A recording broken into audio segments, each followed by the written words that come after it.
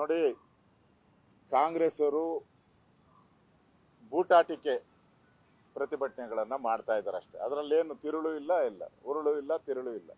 ನಾವು ಬಿಜೆಪಿ ಅವ್ರು ಮಾಡ್ತಾ ಇದ್ದೀರಿ ಅದಂತ ಕೌಂಟರ್ ಅಷ್ಟೇ. ನಾವು JDS ಅವ್ರು ಮಾಡ್ತಾ ಇದ್ದೀರಿ ಅಂತ ಒಂದು ಕೌಂಟರ್ ಮಾಡ್ತಾ ಇದ್ದಾರೆ ಅಷ್ಟೇ, ಮಕ ಉಳಿಸ್ಕೊಳಕ್ಕೆ ಹೊಸ್ರ. ಅದ್ರಲ್ಲಿ ಏನಿದೆ? ನೀವು ಹಾಲಿನ ದರ ಜಾಸ್ತಿ ಮಾಡಿದ್ರಿ, ಡೀಸೆಲ್ ಮಾಡಿದ್ರಿ, ಸ್ಟ್ಯಾಂಪ್ ಡ್ಯೂಟಿ ಮಾಡಿದ್ರಿ, ಆಲ್ಕೋಹಾಲ್ ಮಾಡಿದ್ರಿ, ಮೆಟ್ರೋ ಮಾಡಿದ್ರಿ,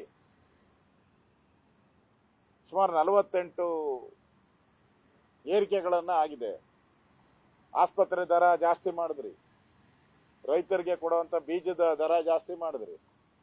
ಕೇಂದ್ರ ಸರ್ಕಾರ ಹಿಂದೆ ನರೇಂದ್ರ ಮೋದಿಯವರು ಟ್ಯಾಕ್ಸ್ ಅನ್ನ ಕಡಿಮೆ ಮಾಡಿದ್ರು, ಯಾವುದು ಗ್ಯಾಸ್ ಸಿಲಿಂಡರ್ ಮೇಲೆ ಕಡಿಮೆ ಮಾಡಿದ್ರು.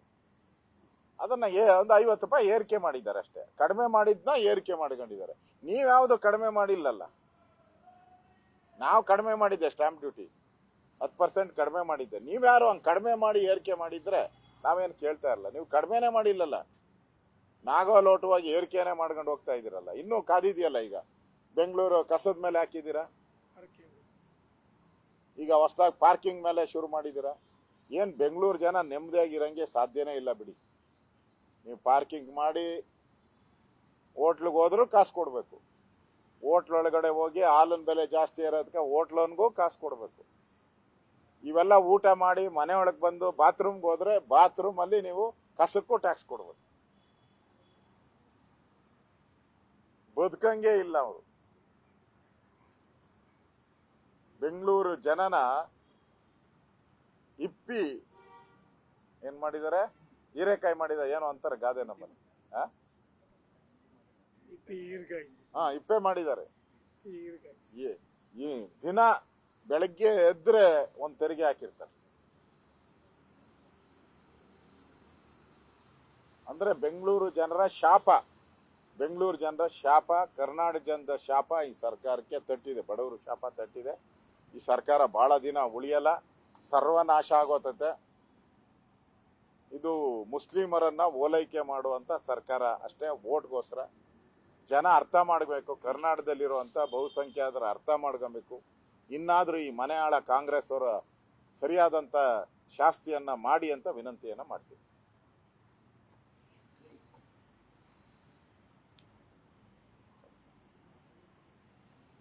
ನಿಮ್ಮ ಹತ್ರ ಎಲ್ಲ ಇದೆಯಲ್ಲ ಇದೆಲ್ಲ?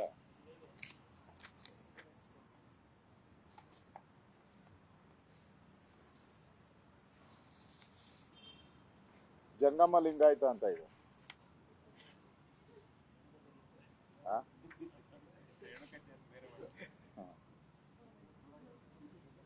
ಆಲಕ್ಕಿ ಒಕ್ಕಲಿಗ, ಆಲಕ್ಕಿ ಇದರಲ್ಲಿ ಇದಾರೆ, ಕಾರವಾರ ಎಲ್ಲ.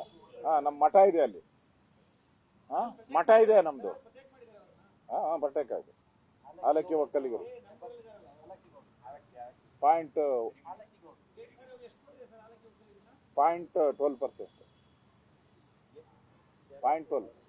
ಅಲ್ಲಿ ಒಕ್ಕಲಿಗರ ಮಠ ಇದೆ, ಆದಿಚುಂಚನಗಿರಿ. ಒಕ್ಕಲಿಗರಿಗೆ. ಆಮೇಲೆ ರೆಡ್ಡಿ ಲಿಂಗಾಯತರನ್ನ ಎತ್ತಿ ಬೇರೆ ಹಾಕ್ಬಿಟ್ಟವ್ರೆ. ರೆಡ್ಡಿ ಲಿಂಗಾಯತರು HK ಪಾಟೀಲ್ ಅವರೆಲ್ಲ ಲಿಂಗಾಯತರೆ. ಕುಂಚಿಕ ಒಕ್ಕಲಿಗರು ಅವ್ರನ್ನೇ ತಾಕ್ಬಿಟ್ಟವ್ರೆ. ಅವ್ರ ಸಪ್ರೇಟ್. ಏನು 0.09. ಅವರೆಲ್ಲ ಮದ್ವೆ ಎಲ್ಲ ನಮ್ಮ ಒಟ್ಟಿಗೆ ಆಗ್ತೈತೆ ಅದೆಲ್ಲ. ಹೌದಾ? ಒಟ್ಟಿಗೆ ಆಗ್ತೈತೆ. ಇವಾಗ ಕೊಡೋದು ತಗೊಳೋದು ಅದೆಲ್ಲ ಏನು ಇದಿಲ್ಲ, ಭೇದ ಏನು ಇಲ್ಲ ಅದನ್ನು. ಹೌದು. ನಮ್ಮಲ್ಲಿ 54 ಇದೆ, ಒಕ್ಕಲಿಗರಲ್ಲಿ 54 ಇದೆ. ಎಲ್ಲ ಭಾಗ ಮಾಡಾಕ್ಬಿಟ್ಟವ್ರೆ. ಹೌದು. ದಾಸ್ ಒಕ್ಕಲಿಗ ಅವ್ರನ್ನು ಬೇರೆ ತೆಗೆದ್ಬಿಟ್ಟವ್ರೆ.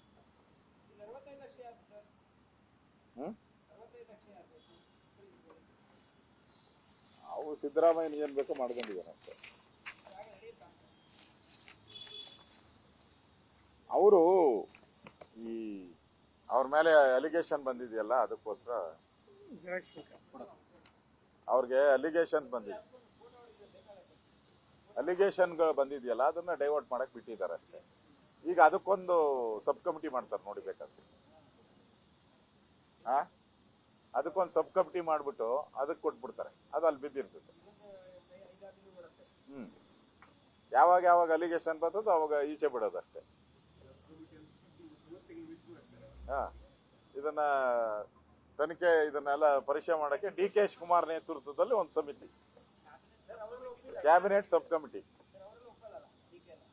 ಅಲ್ಲ, ಅದಕ್ಕೆ ಡಿ.ಕೆ. ಶಿವಕುಮಾರ್ ನೇತೃತ್ವದ ಸಬ್ ಕಮಿಟಿ.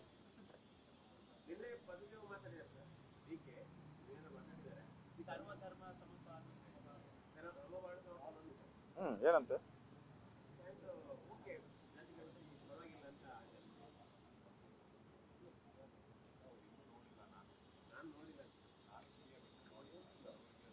ಎಲ್ಲ ಕಾರುಗಳಲ್ಲಿ ಬುಕ್ ಇಟ್ಕೊಂಡು ಹೋದ್ರು. ಈಗ ಆಚೆ ಬಂದು 4 ವರ್ಷ ಆಗೈತೆ. ಈಗ ಅವ್ರ ಸರ್ಕಾರ ಹೋಯ್ತು, ನೆಕ್ಸ್ಟ್ ಸರ್ಕಾರ ಬಂದ್ಮೇಲೆ ಬಂದಿರಲ್ಲ ಮುಖ್ಯಮಂತ್ರಿಗಳ ಕೈಗೆ, ಆಮೇಲೆ ಲಾ ಮಿನಿಸ್ಟರ್ ಕೈಗೆಲ್ಲ ಇದೆಲ್ಲ ವರದಿ ಅವ್ರ ಹತ್ರ ಇದ್ದೇ ಇರ್ತದಲ್ಲ. ಓದಲ್ಲ ಅವರೆಲ್ಲ ಓದಿರ್ತಾರೆ. ಇರ್ಬೇಕು, ಇಷ್ಟೆಲ್ಲ ಬಿಟ್ಮೇಲೆ ಅದು ಮಾಡಿರ್ತಾರೆ.